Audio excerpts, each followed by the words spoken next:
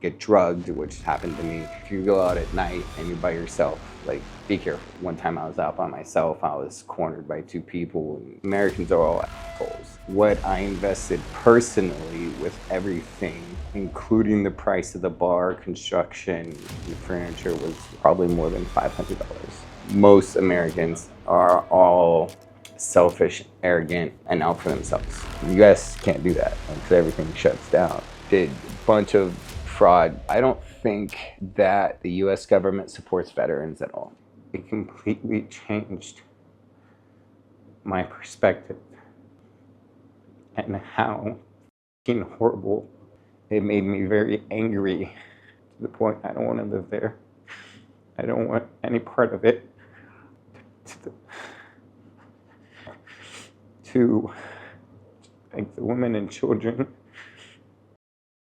So if you change all your notions of success, survival, failure, and finding yourself in this modern world where we have a great story for you today of an entrepreneur, a father, a CEO, and a global citizen that has successfully built businesses around the world, but he's here in Vietnam, in Japantown, and beginning his journey of business and entrepreneurship in Vietnam as well. So if that story resonates with you, then this is definitely the video for you. So let's get started.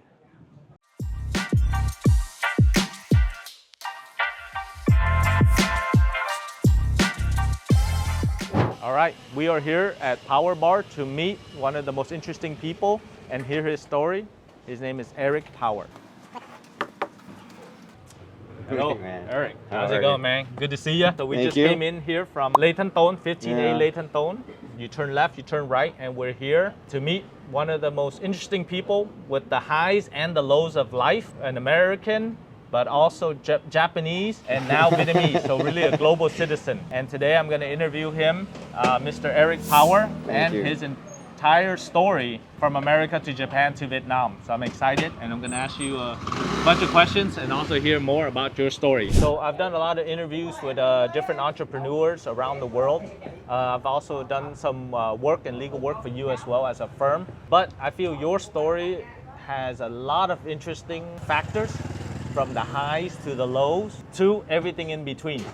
So I wanted to ask you as a first question, right here in front of your bar, and there's a lot of imagery, there's a lot of symbolism. Tell me a little bit about your personal background, where you live, where you grew up, what you did. Well, I'm kind of a child of everywhere, I would say. I didn't grow up in really one place. Grew up dirt poor between Arizona and Pennsylvania as a kid. Which cities did you live in the most growing up? But the most was Tucson, Arizona, Okay. out in the desert, and then Butler, Pennsylvania, where Trump just got shot. Oh, okay. Yeah, that was actually where I was born. Yeah, I'm like, oh, look, my hometown's famous now. Okay. For the wrong reason.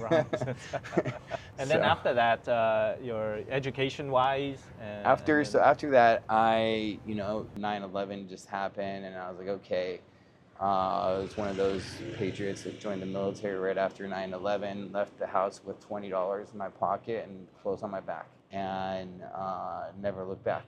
And then went to boot camp in the middle of winter in Great Lakes in the Navy, and then went to A school in Florida, learned how to pack parachutes. Don't know what's ahead of me. So I chose that, left the military with like $1,000 maybe. And had better than when you joined the military with $20. Right, You already right. made quite a few folds. I met a guy named Greg Reed.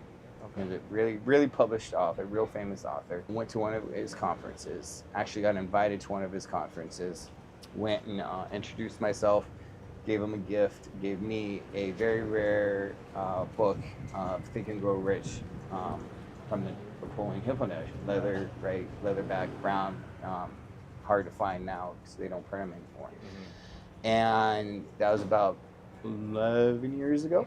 Okay. And since then, I just followed in his footprints because he's who I wanted to be like. And every event you went to, I paid. There's some events I paid $15,000 to go to, where we just went around the world, interviewed millionaires, multimillionaires, billionaires. Hey, how'd you do this? Just like Napoleon Hill.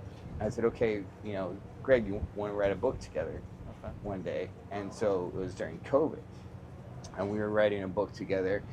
And I remember I'm doing all the writing, and I was getting mad, and I'm like, why isn't he doing any of the writing? You know, he's supposed to be doing part of the writing. We're supposed to be writing this together. And he saw something I didn't see.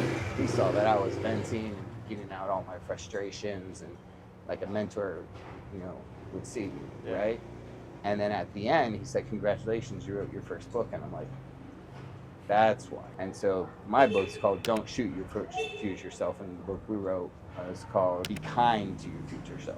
It actually did very, very well, to the point where I got nominated for a Star of Fame for that, being a veteran advocate and humanitarian. Got that Star of Fame in Las Vegas. So if you're ever in Las Vegas in front of the Eiffel Tower, you know, you'll find Greg's name, my name, and then a couple other of our circle group's name as well.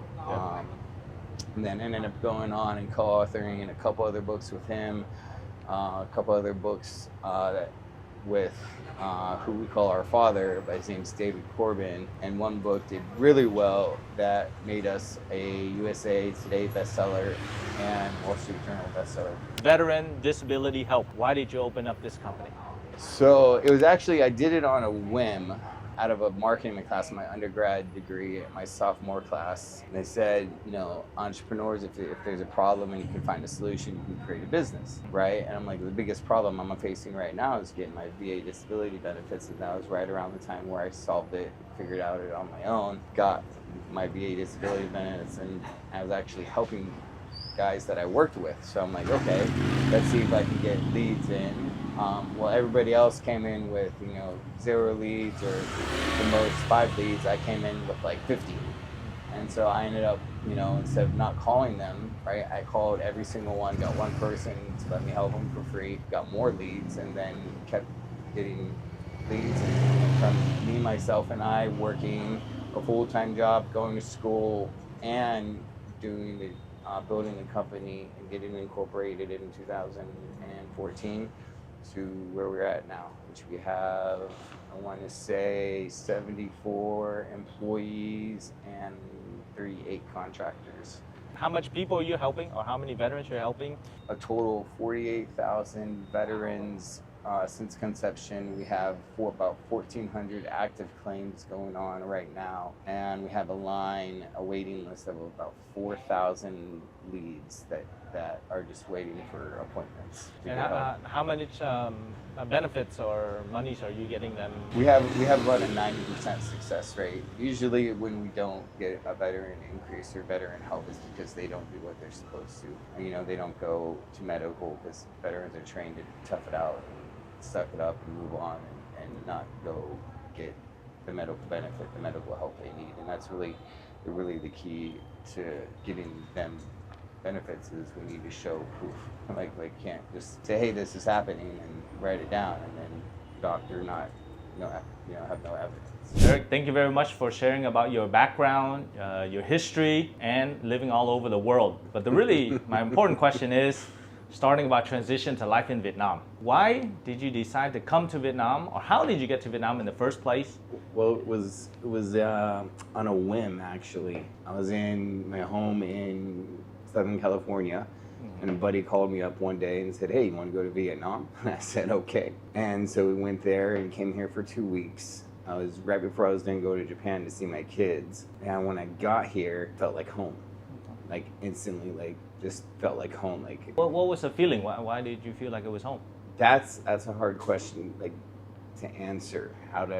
There were signs, right? Specifically bracelets I made, right? Okay. Like you can see the pictures. I don't know, one of the pictures up there. There's bracelets that I made, but that I've been making for 2 years prior. The same design that was just in my head. That design was all over Vietnam. Okay. Right. Okay. And I just had an intuition, a gut feeling that I needed to be here for whatever reason. Like this was where I needed to be, and it was 4-hour flight for my kids. Okay. So it was a lot closer than, you know, the 10-hour, 11-hour flight from LA to. Even more, probably. Yeah, with layovers, about 20 hours. When you decide on Vietnam, you came, you had a good first impression. What were some of the other impressions of Vietnam from the people to the food to the economy? Because you're a businessman, so you're probably looking at a lot of these prior to making the decision where we're sitting at your bar right now and many of your F&B businesses. First impressions of the economy was mixed, right? I could tell that the city was growing. GDP, I think last time I checked was like at 8%. 2 years ago, 8.5. So I knew there was opportunity. I knew the tourism was coming back and whatnot. Everybody wants to make money, right? Right. But when I build it, it's to help people. And that's what I focus my goals on. Like I don't focus like I'm not in the tech industry. Like people go in the tech industry, I want to make so much money or do this and that. So like when I build a business like my company in the States, it's to specifically help veterans, right? Yeah. This investment right here, we're sitting right here at Power Bar. Right. One of my favorite places to hang out. How much did you invest in here and why did you open a bar? The main reason I opened this place because there is no safe place for people of high net worth to go. Get crazy, do what they want, right? Drink and be safe, not get overcharged, get drugged, which happened to me. So that was my ultimate goal in buying this.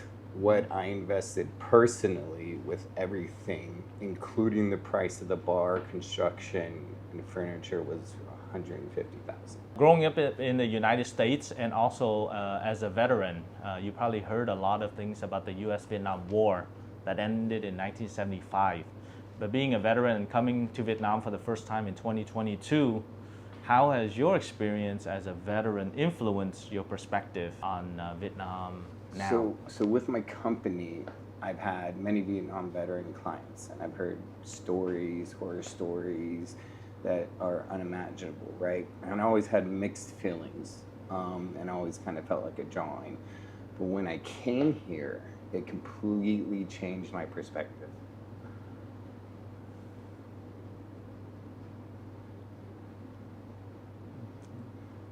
All good? To the point. All good? Sorry. No, take your time, breathe, brother. This is the real deal.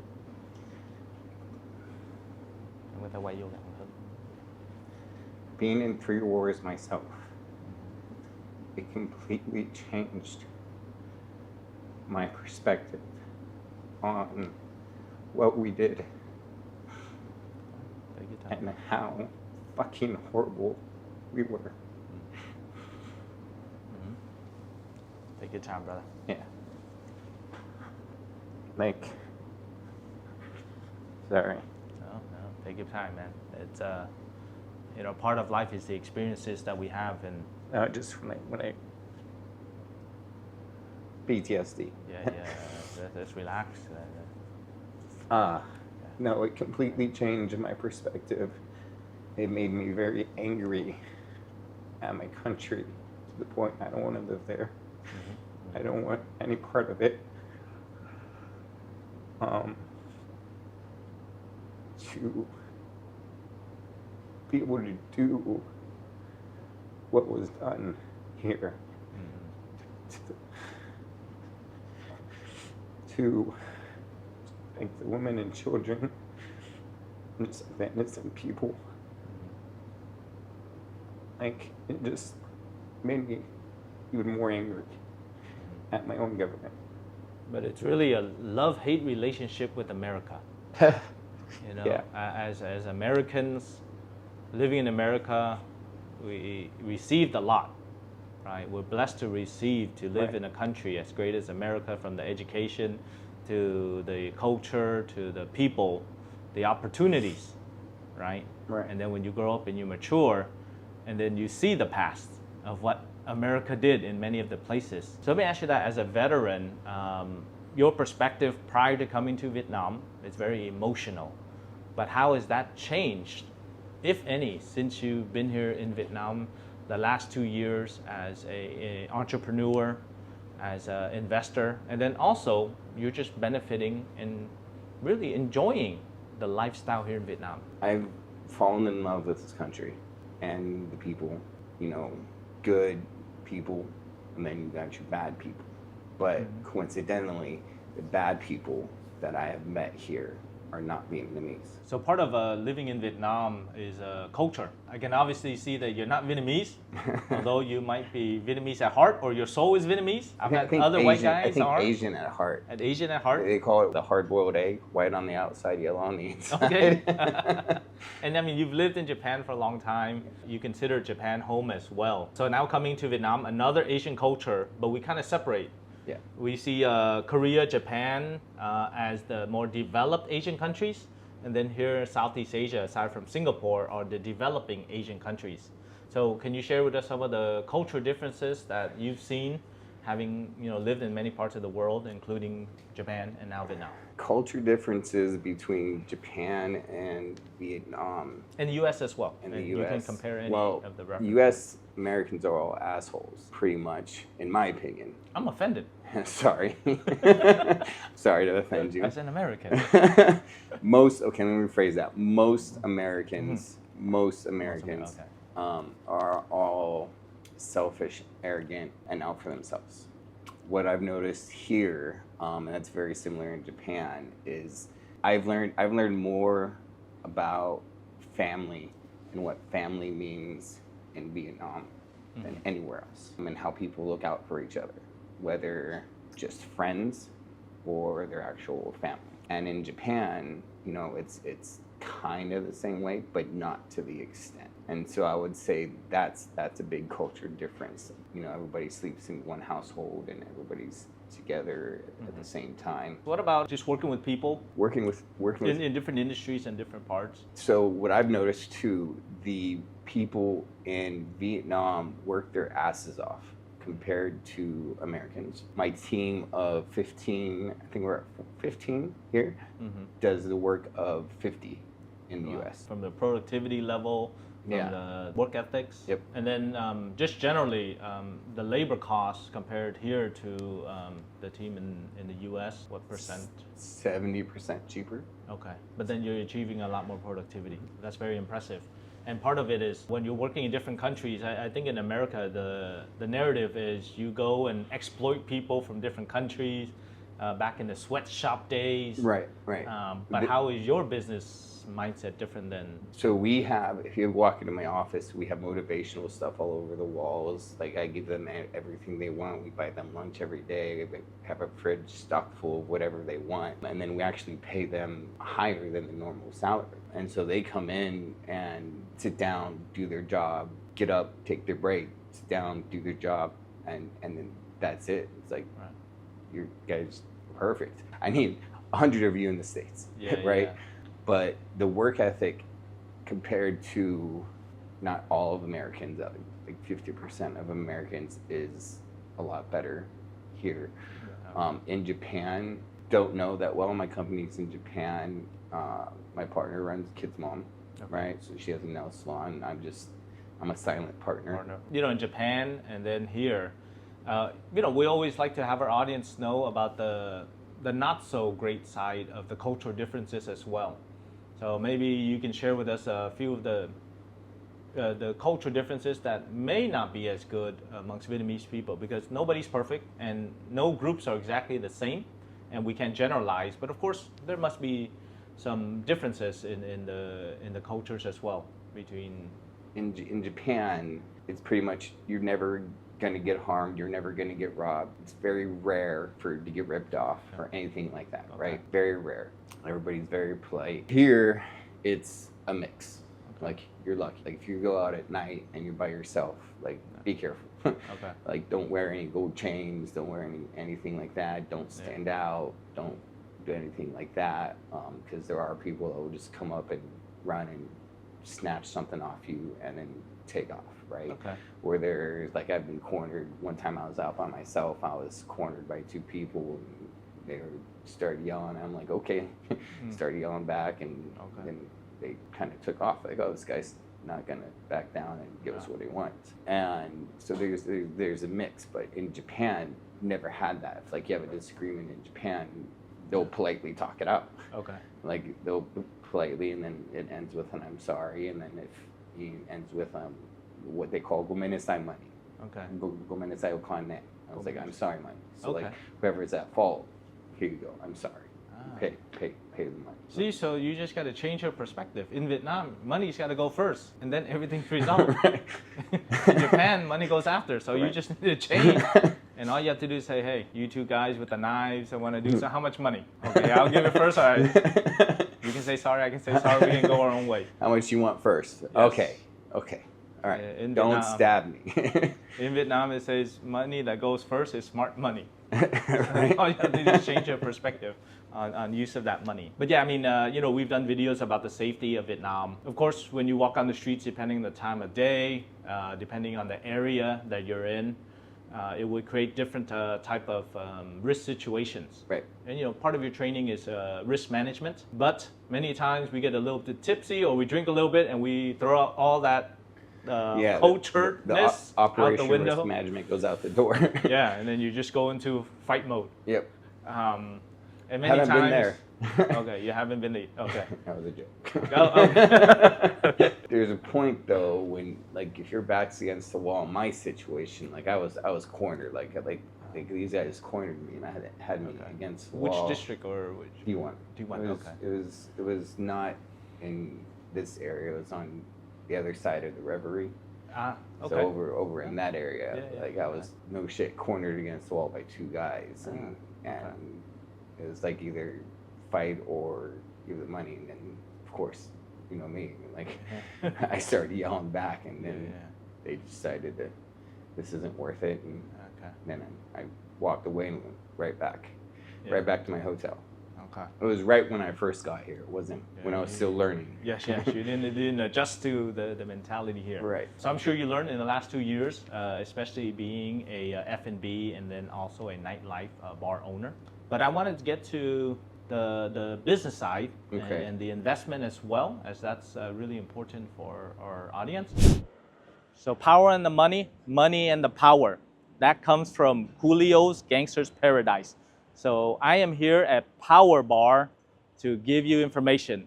But where does the money come in? Subscriptions from all our different subscribers. So 80% of you right now are not subscribed to our YouTube channel. That means that you don't enjoy our content, or you're just saying to YouTube that you don't enjoy our content. We highly recommend that you become the 20% that are subscribed to our YouTube channel. So thank you very much for being a big supporter and subscribing to Yoon Global. One really important thing about investing is the feel. So with that said, I want to go into the segment of talking about investments in Vietnam. Specific numbers we talked about as well. And then also talk about your portfolio and other investments that you plan to do. So I believe this is your first F&B investment in Vietnam into the bar. But of course has multiple models or concepts within one. What else are you looking to invest in? Before, I was wanting to do, immediately right after this was done, go into a coffee shop, then go into, a restaurant and whatnot. But with the tragedy in my family that happened has pulled me more back a little bit, I would say, to wanting to keep building that relationship with my kids and just kind of take a step back and say, hey, dad's here, go from there. So with that, I'm like, it went from full speed to, okay, let's pull the throttle back a little bit. Yeah.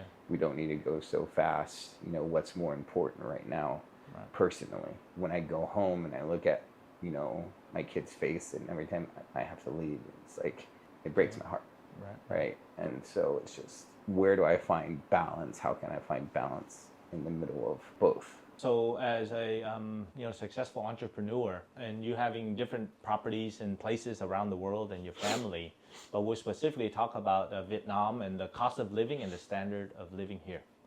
So right now, what would you say is kind of your monthly budget? Yeah. I never spend probably more than $500 on food a month, unless I go out on a date or something. It's like we're going to a super nice place, and it's like calling up one of my friends, Tommy. I usually take him to Ioma Sushi, and like $1,000 for dinner. Then it's like, give me the nicest bottle, give us the nicest meal, give me my seat. It has its own little private placard, right? Nice. Impress the girls. And then, but other than that, like, it's $2 meals on Grab. Like soup or just real cheap, and then the only other expensive thing is rent. The rent I pay for my villa. I've noticed a lot of entrepreneurs like yourself, they spend a lot of money on the businesses, but they don't really spend much on themselves. And one of the key to tax savings is be able to run things through your business. Aside from that, as an investor in real estate, and you've had real estate in different places, right now you're renting a villa, but you're also thinking about downsizing just because it's not necessary. Yeah. Are you thinking about also owning real estate in Vietnam in the future? Maybe in the future, I've thought about it. Not really giving it much thought though. So really your life here in Vietnam is investing, but also it's a little bit of lifestyle, investing as well, right? You know, like you want to do a coffee shop. It seems like a dream of many just to do a simple coffee shop and then a simple bar, right? Where you can have friends over, you can talk to people, and you get to meet a lot of new people because everybody has coffee and everybody has a good drink sometimes. So it seems, I mean, your cost of living is super low here, but do you feel like your standard of living, based on what you're spending here in Vietnam, is equivalent to in Japan or it depends where you go. In the United States? It depends where you go. Like you can go, like I said, you can spend $1,000 for a meal, like same as in Beverly Hills in Los Angeles, and get the same quality. Or you can go and spend $1 for a bowl of pho, and it can be the best pho you've ever had. Depends on where you go and what you want. There's it's one of the things I love about this place. There's such a variety. Right, there's such a variety where, like in the U.S., there's not a massive variety, and you can get food 24/7. So if it's like 2 a.m. and you're hungry and you wake up, you can just order food. Like in Japan, you can't do that. Okay. Right, in the U.S., you can't do that. Right. Because everything shuts down, and then in the U.S., everything like in L.A. it's more expensive than Japan now. I want to talk a little bit more about just your future plans here in Vietnam, both personally and professionally, and then also whether retirement is in the picture or not. You know, I've never really thought about retirement. I think if I were to retire, I would go crazy, right? Because if I stay in one place or not doing anything for like a week, my mind tends to start like, hey, you need to do something, right? And kind of starts twitching or whatnot. So I don't think I'd be able to retire. Retirement is really a state of mind. I mean, they say vacation, 10 days is enough. Any more than that, you don't have more enjoyment. Less than that, you may not fully be able to get into the relaxation mode. Where do you go to find that peace, relaxation? What would you do every single day? Which I would be as closest to retirement. With my kids. Since my nephew's accident, like it's been peaceful. You know, me and their mom finally found peace. We haven't fought all year. We talk now. You know, we do have a disagreement. I have my own apartment that I just kind of go to, let her calm down, I calm down. So we have that getaway in operational risk management, right? If this happens, go to plan B. Let everybody calm down, whatnot, so we don't get in any bad fights in front of the kids anymore. But that's, you know, being with my kids has really been my peace this entire year. But then again, there's still that earning to want to work, to want to open up, you know, more businesses, to want to write more books, to because I got a book halfway finished right now, the sequel to my book now that I've just kind of paused and whatnot. But so there's still that wanting to do that, but I have this fear now that if I'm away and working and something happens to my kids, like I want to be able to live with myself. So part of the personal goal is to spend more time with your kids. Yes. And also to be present, not just the actually quantity of time. It's the presence of playing with them, of entertaining them, of engaging them. Yes. And also asking them questions and getting feedback. Doing their homework with them, teaching them math, teaching them how to write, teaching them how to read, you know, teaching my son how to control his anger because he beats up he's got my anger and he's a little beast. In kindergarten, there's pictures of him fucking in, excuse my language, but there's pictures of him in kindergarten of him just going like this, showing off his muscles in kindergarten. And all these other little Japanese kids are just kind of just sitting around. He's just like, Okay. showing his muscles, and then sitting back in the chair, kind of like this. Like, I own this place. This is mine. So I'm like, yeah, you're my son. Yeah. So our children mimic our behaviors. Yeah. And we only realize the negative side of our actions when we see it in our children. Yeah. But we have the ability to change or give them a different perspective. Because flexing your muscles is a good thing to show that you have strength. Right. But the control is not using it against Right. other people unless necessary. And so that's or in self-defense. what I've been working with him a lot. Like every time I go back, like him, like, you do not beat up. Like he'll get mad and he'll just haul off and smack his sisters. I'm like, you do not do that. Yeah. Right. And I had to punish him and, you know, pull him aside, and then I was like purposely ignore him a little bit where he's like saying pa pa pa pa pa pa, and then I'm like hold him and talk to him and calm him down, and you know, and just hold him for like 10-15 minutes, and to where he's, you know, went from full on crying to, okay, I understand, I love you. And he's like, I love you more. He's like, I love you more, and then he goes and plays. But see, so you have to overcome your upbringing and, to be honest, your training as a hardened man that has gone through war, but then to hold a son for 10, 15, 20, 30 minutes, and it would be uncomfortable for you to show that much emotion. Yeah. How have you overcome that? I actually love it now. Okay, you love. Last year, and like, I'll just say I didn't like it. Okay. Last year, it wasn't who I am. Yep. This year, it's like completely different. Like this year, it's just like, I want you. It's like, come here. I want to hold you. I want to teach you. I want to be there for you. I want to teach you how to control your anger. I want to teach you how to grow up and be a strong man and an ethical man and an honorable man. Unfortunately, in the American culture, we're taught individualism. We're taught to express ourselves. And then generally in the Japanese culture is a repression of a lot of emotions, which leads to a similar action is I either go by myself or I don't show any emotion in light of all these people in chaos. Yeah. So possibly you might have learned it in Vietnam, possibly the two experience. I think that's where I did learn it, was here. Like I said, we were talking about earlier, I learned more about family here in the last 2 years than my entire life. Right. And what family actually means.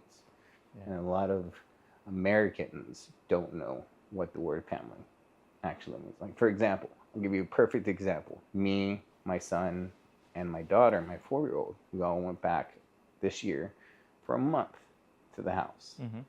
And my sister, who I bought a car for, bought a Cadillac for, right, for her birthday, was 2 hours away from me. Mm-hmm.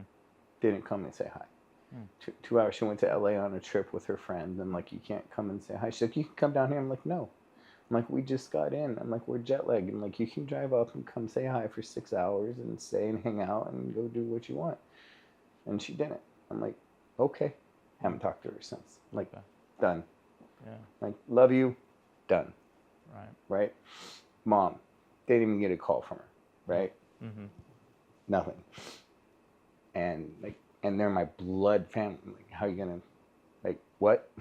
Like, I just don't understand that. Like, how are you gonna be 2 hours when your brother, who supported you, who, like, over the last 5 Christmases provided Christmases for you, paid for your divorce, you know, entire divorce, got you custody of your kids, and you can't drive 2 hours to come see him, and just have the kids hang out. Like, my daughter wanted to see her cousins, and I'm just like, done.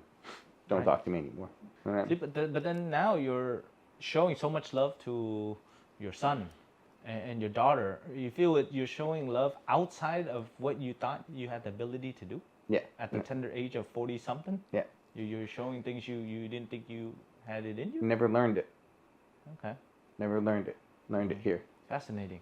In 2 years of being in this country that's not your own, probably didn't have much friends here, didn't know anybody. Yeah. But in the 2 years, you've learned a very powerful lesson about love with strangers. Yeah. They're all strangers here to you, right? Yeah. When I first came back here, it was pretty much a strange land to me too. Oh, it's because, you know, every place I went, like, I would always observe, you know, how people would interact and treat each other. Like even like I would just go on a tour and do a homestay, right, and whatnot, and I would just observe how the family interacts with each other. I'm just like, okay, this is what a family should be like. Like this is what love is. Like this is okay. This is how a family should be. Okay, I've been fucking up, but it's not too late. Yeah. We can shift that. We can change that. All right. Well, we definitely, thank you so much about sharing all your information about your history, your past, what you're doing, and what your future. But of course, every interview must have some controversial or bold topics that I wanted to ask you, and just express freely what your thoughts are, especially working in the field that you are. Okay. So my first question is, do you think the U.S. is supporting the veterans living abroad? If they are or they're not, what could they do to improve it? Can I expand on that question? Sure, of course. So I don't think that the U.S. government supports veterans at all. I think they have to. I think they do a very minimal job of supporting veterans. Because if they did support veterans, my company wouldn't be as successful as it is. Right. Okay. Right? I think they know that if they supported veterans to the fullest extent that they should, that they would reoccur a $15 to $20 million bill a month. So this month it would be $20 million. Next month would be another $20 million or $40 million. Yeah. And it would reoccur every month because there's approximately 3,000 veterans that separate from the service who qualify for 100% VA disability every single month. Right? And the VA withholds information. Right? And so, and that's just in the States. In abroad, no. Right? I have clients here in Vietnam, I have clients in Japan, I have clients in Germany, I have clients, abroad that we've supported and helped.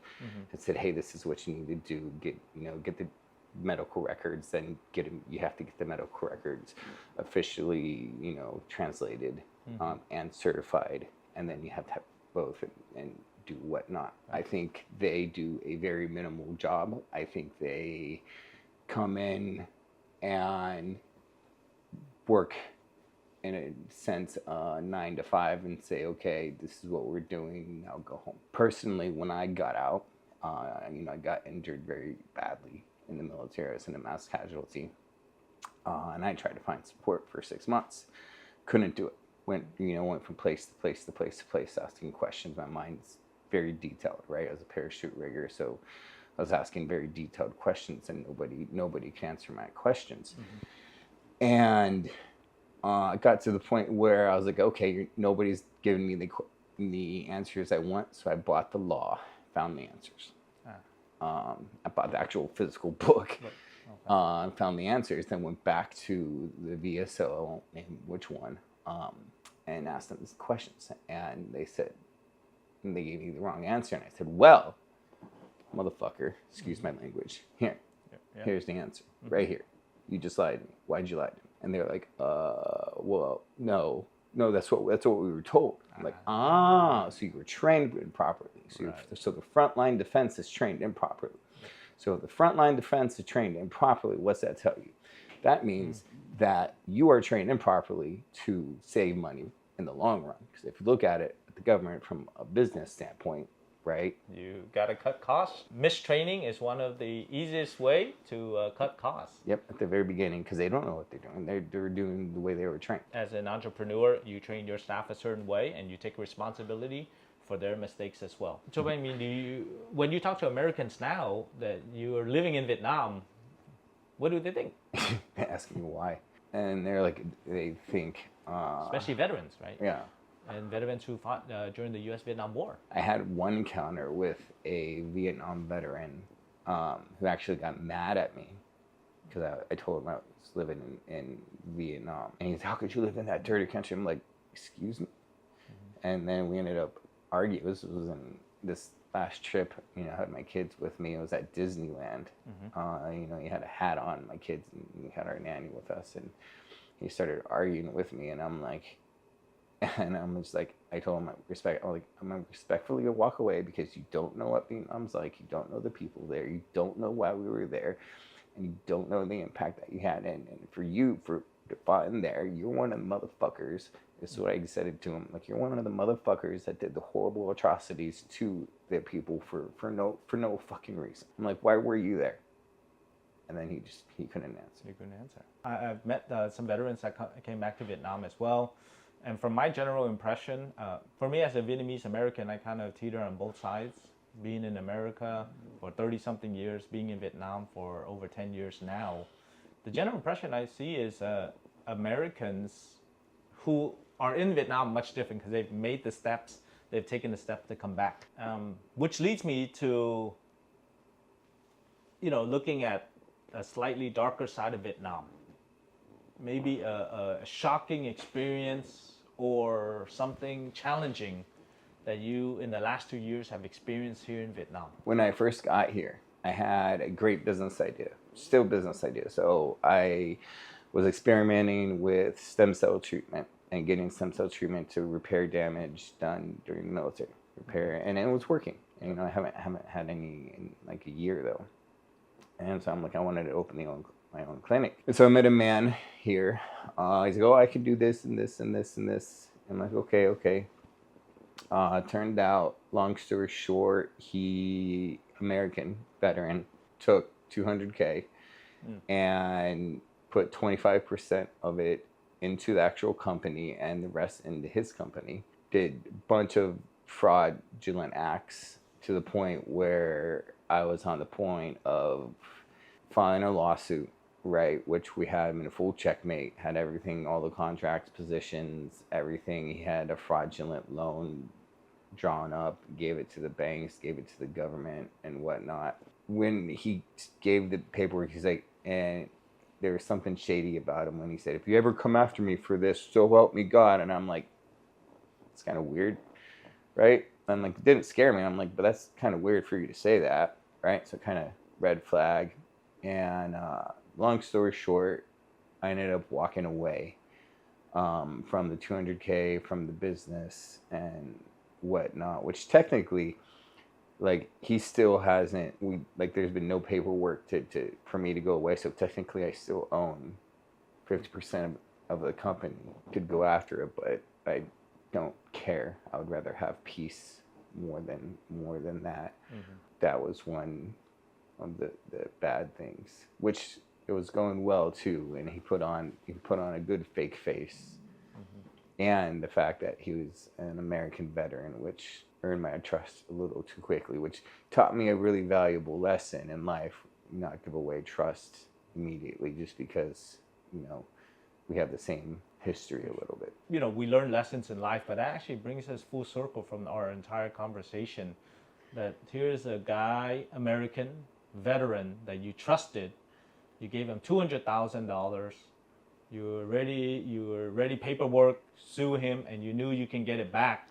And then I remember you telling me, Ken, yeah, I will not pursue him. Yeah, because he has kids just like me. Yeah, I walked away because he had a baby daughter. There's two reasons. He had put the company in his assistant's name, who was completely innocent, and she would have gone down with him. And he had a baby girl who was about 1.5 years. And I didn't want his daughter to grow up without a dad. Yeah. And so I walked away. So I think that's one of the most powerful messages when I heard it, and was to use love to overcome hate. Yeah, I could have nailed that motherfucker too. Yeah, right.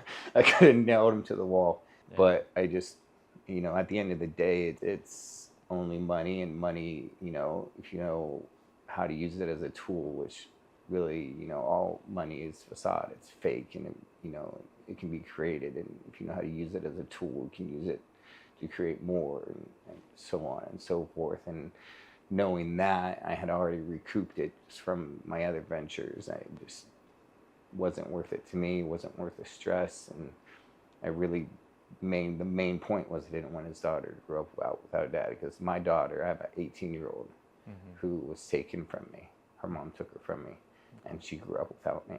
Thank you so much for sharing your stories with us, sharing with our audience the true side, the negative sides, the good side. We cried, we talked. We just didn't get a chance to drink too much whiskey, but we'll do that as well. and part of your amazing entrepreneurial journey that has just begun here in Southeast Asia, starting with Vietnam. Yeah. So there you have it, an amazing story of resilience, triumph, struggles, and overcoming the difficulties of doing business internationally. Eric Power's story is one of the most gripping and amazing stories that we've interviewed. Now you can see from an entrepreneur in the United States who went through the military ranks to doing business in Japan and then doing business here in Vietnam as well. So his story is unique, but not so unique that others cannot mimic as well. And that's the main reason why we wanted to showcase and interview Eric, and we wanted to thank him for sharing his story. And it's just the beginning, as he's still very young and he continues to do international business all over the world. So what are your thoughts on this video? Make sure that you share your thoughts and comments about this video, but make sure you are keeping it respectful and the commentary to be positive instead of negative, because everybody has a unique story. Everybody shares their own experiences, and I try to make sure that they share honestly and openly. Therefore, we would love your comments, but make sure that they're respectful. And as always, on behalf of Duong Global, thank you very much for watching this video. If you want more videos and interviews of others that you feel would be interesting for you, make sure that you like our Facebook page and all our social media. Subscribe to our YouTube channel. Comment below about this particular video, and of course click on the bell for notifications. So on behalf of Duong Global, my name is Ken Duong. Thank you very much for watching this video, and we'll see you on the next one.